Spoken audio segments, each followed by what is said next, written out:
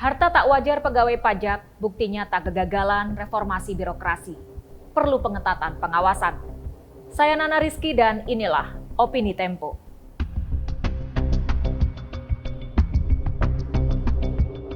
Reformasi birokrasi yang dicanangkan Kementerian Keuangan lebih dari 1 dasawarsa lalu telah diolok-olok oleh Rafael Alun Trisambodo.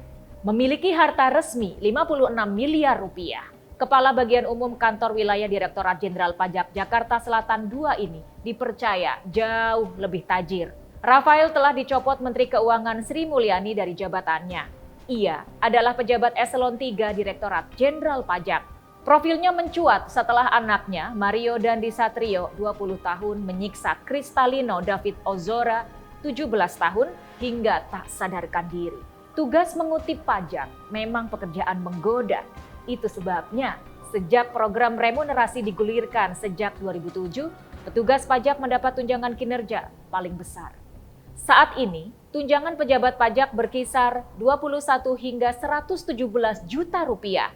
Pejabat eselon 3 seperti Rafael mendapatkan 34 hingga 46 juta rupiah di luar gaji pokok. Pemerintah meyakini gaji besar akan menjauhkan petugas pajak dari korupsi. Nyatanya, korupsi sudah berurat berakar di Direktorat Pajak. Remunerasi berkali-kali lipat dari rata-rata penghasilan penduduk Indonesia tersebut sama sekali tidak menyurutkan nafsu lancung mereka. Indonesia Corruption Watch mencatat sejak reformasi birokrasi bergulir hingga 2019, sekurangnya ada 13 kasus korupsi yang melibatkan 24 pelaku di Direktorat Jenderal Pajak. Bisa jadi itu cuma puncak gunung es. Tahun lalu, Pengadilan Negeri Jakarta Pusat memvonis mantan Direktur Pemeriksaan dan Penagihan Direktorat Jenderal Pajak Angin Prayitno Aji 9 tahun penjara karena terbukti menerima suap 50 miliar rupiah untuk merekayasa nilai pajak PT Gunung Madu Plantations, PT Bank Pan Indonesia, dan PT John Lynn Baratama. Sebelumnya, pada 2010, kita pernah dikejutkan oleh kasus suap Gayus Tambunan, pegawai pajak eselon terendah yang memiliki harta hingga 100 miliar rupiah. Pajak adalah hasil keringat masyarakat yang diberikan untuk penyelenggaraan negara. Perilaku lancung petugas pajak selain merugikan pendapatan negara, mengikis kepercayaan masyarakat terhadap pemerintah. Karena itu, Presiden Joko Widodo dan Sri Mulyani semestinya menggunakan momen ini untuk perbaikan besar-besaran. Banyak studi menyebutkan bahwa remunerasi yang tinggi dapat mengurangi korupsi. Cuma, langkah tersebut harus disertai pengetatan pengawasan dan perbaikan institusi.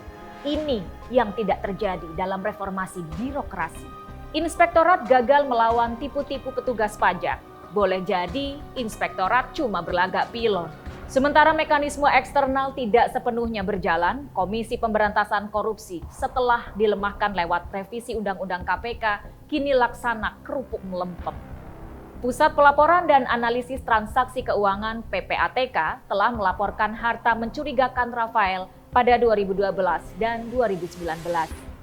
Namun tidak ada yang bertindak. KPK dan Kementerian Keuangan baru gerasa-gerusu setelah pemberitaan ramai.